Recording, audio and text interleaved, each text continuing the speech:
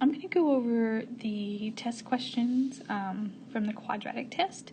So if you will open your test back up, or if you did it on PDF form, find it, look at the ones you missed, and I want you to watch the video for the questions you missed and do your corrections. Remember to tell me why you missed it.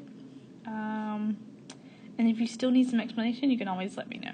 You don't have to watch the whole video, just watch the video for the questions that you missed, or maybe some that you were unsure about and maybe you got right, whatever you need to do. Alright, so for number 1, notice that this is talking about vertex form. Vertex form should always equal 0, so the first thing I'm going to do is I'm going to move this negative 8 over. So 3x squared minus 6x plus 8 equals 0. The next thing I'm going to do is find the vertex. So either using Desmos or graphing calculator, find the vertex. So the vertex is 1, 5, and I just realized that I had circled the wrong answer. Sorry. The actual answer is C. Okay, so when I put this in vertex form, it's going to look like this. Alright, and notice that it only wants Q. Q is the y coordinate, so 5 is my answer. Whoa, sorry. This one is super hard. I hate these problems. So we're going to put this on a little grid. We have to come up with 3 points because that's the least amount that you can use to make a quadratic formula. So here are my 3 points. I'm going to take these points and I'm going to find a quadratic model, either using Desmos or using a calculator. If you don't remember how to do that, then that's what you missed and you need to go back and figure out how to do it. Okay, so put this in your calculator, find a quadratic model.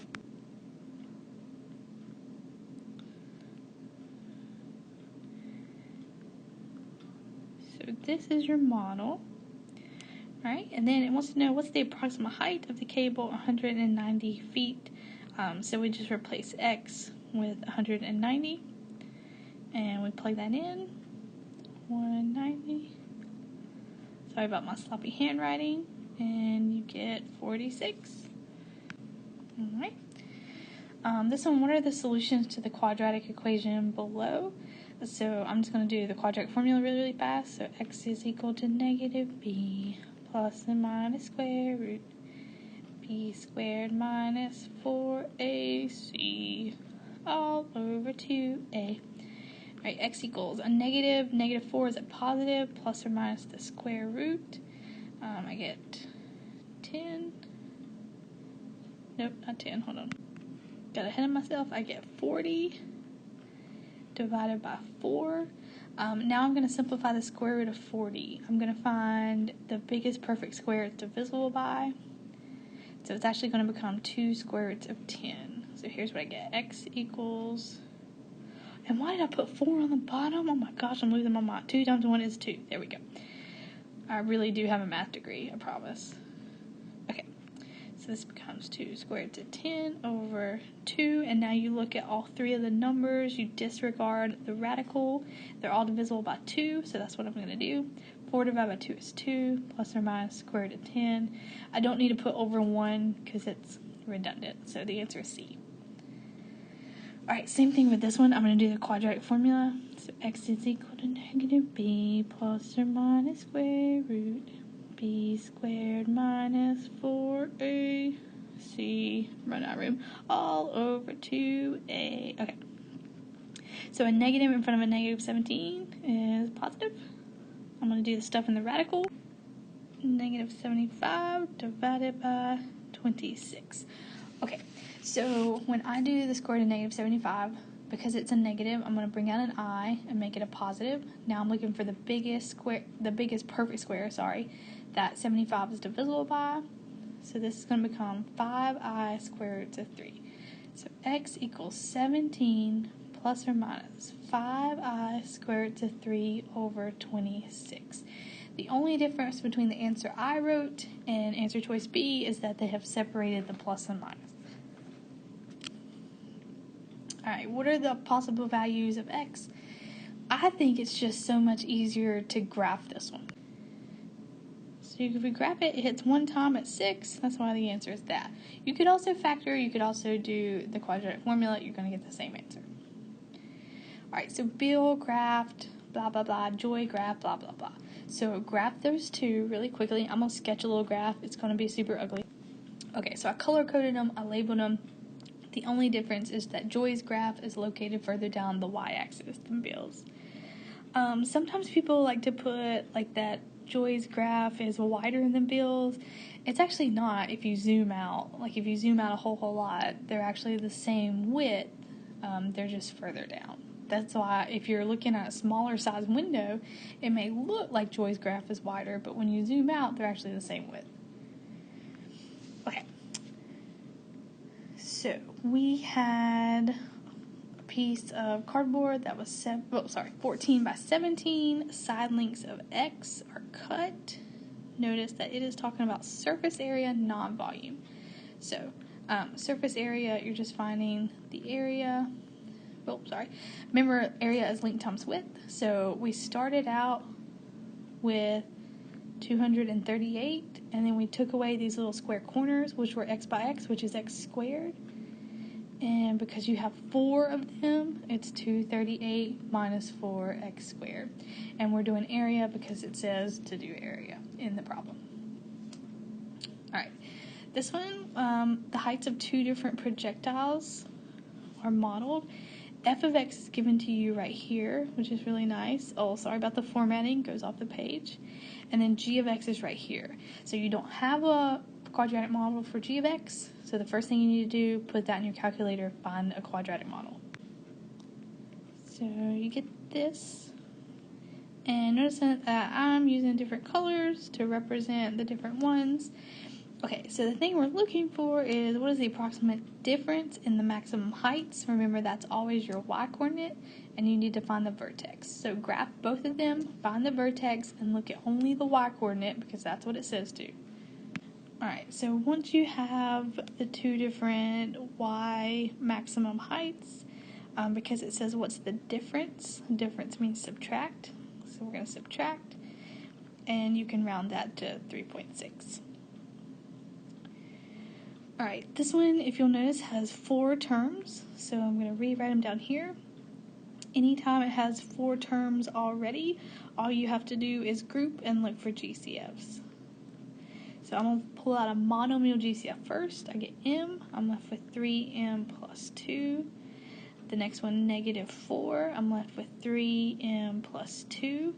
And then if you'll notice, they both have a binomial GCF of 3m plus 2. And when you take that away, you're left with m minus 4. So 3m plus 2 is not an answer choice, but m minus 4 is right there at B. This is talking about, so you have this equation, and you want to know what does the constant 5 in the equation represent, and it's the height when it's first thrown. You can graph it. It's going to look like this, and it starts out at 5. It definitely, this one doesn't work when you look at the table. It doesn't take 5 seconds to hit the ground, and it's not the x coordinate of the y. So the only one that makes sense is D. Okay. This one, once again, is the the vertex form. So I'm going to graph x squared plus 10x minus h. Apologize for the formatting. And I'm going to find the vertex. So I got the vertex was at negative 5, negative 33. So when you write it, remember that you change the x coordinate to positive. Alright, so the h value is right here. It's negative 5. Alright, Ken has a rectangular shaped garden that is 15 by 9. He would like to increase the length by the same amount x. So he wants to do this. So the original area of the garden is 15 times 9, which is 135. He wants the new area to be twice the current area, so 135 times 2 is 270. So I got to figure out what's the value of x. That would give me 270. Sorry, I was trying to move the page. It didn't work. Okay. So remember, area is length times width. So length times width, we want it to equal 270. So you can just go ahead and FOIL this. I hate that word, but that's what we're doing, so it's cool. Remember that we always want quadratics to equal 0. Alright, and now you can solve by, I think graphing is the easiest one. If you graph it, you're going to hit the x-axis at 4.7, so that's why the answer choice is A. Alright, so an astronaut threw a baseball on the moon and the earth. How much longer would the ball stay in the air? So if you think about throwing something, so it definitely wants the x-intercept. So I'm going to graph the two functions and I'm going to find the x-intercepts, and then if I want to know how much longer would it stay in the air, I'm going to subtract them. So go ahead and graph both of those and find the x-intercepts. Alright, and then you're going to subtract those two and you get 10.5. So that's how you do that one. Alright, so a penny is dropped off the Empire State Building. Oh, we don't even really need this. So we want to know how long it would take to strike a 6-foot tall person. So we're going to replace the height with 6 because that's what we want to know. So this is a quadratic. We want it to equal 0, so I'm going to subtract 6 to the other side. Alright, and I think the easiest way to do this one is to graph it and see where it hits the x-axis. It hits at 8.8. That's why the answer is 8.8. Alright, so this one, we got this function right here. We're talking about bacteria in a culture. We want to know when it's under 200. So it should look like this. This is your quadratic inequality. Less than 200. And what I would do is I would graph that in Desmos and see where it hits the x-axis. It's at two different places, negative 0.77 and 1.85. Alright, so this one, if you'll notice, that's vertex form again. So I'm going to go ahead and graph this and find the vertex. So if you find the vertex, you should get 3, negative 25. So remember, that's your h and that's your k. Alright, and remember that a is the number in front of 1, so a equals 1. So what is the value of a plus h plus k? 1 plus 3 plus a negative 25. I have a typo, sorry, that's supposed to be negative 21. I was super confused, but my answer is negative 21. Alright, this one's super easy. What's the x-intercept? You just graph it and you see where it hits the x-axis. It hits it too. This one's kind of hard. So you have two different squares you're talking about, and we want to know how many square inches greater is the larger than the smaller. So the larger is actually this, x plus c times x plus c. So remember, area you find by doing length times width. And when I do that, I get 2 plus xc. Let me do this. I'm going to make it alphabetical. So I'm going to do cx plus cx plus c squared. I'm going to get my like terms together, so I get x squared plus 2cx's plus c squared. A little weird, but that's the area of the large box. The area of the small box is just x by x, so that's x squared. And if I want to know how much larger, I'm going to subtract those two values I just found. So I'm going to have this one. I'm going to take away x squared, and this is left. So that's how you get D. This one, all 4 of them were correct answers. So the maximum value of the expression is 10. If you graph that, the maximum value is 10. The expression is equivalent to this. It is. You can rework it if you need to.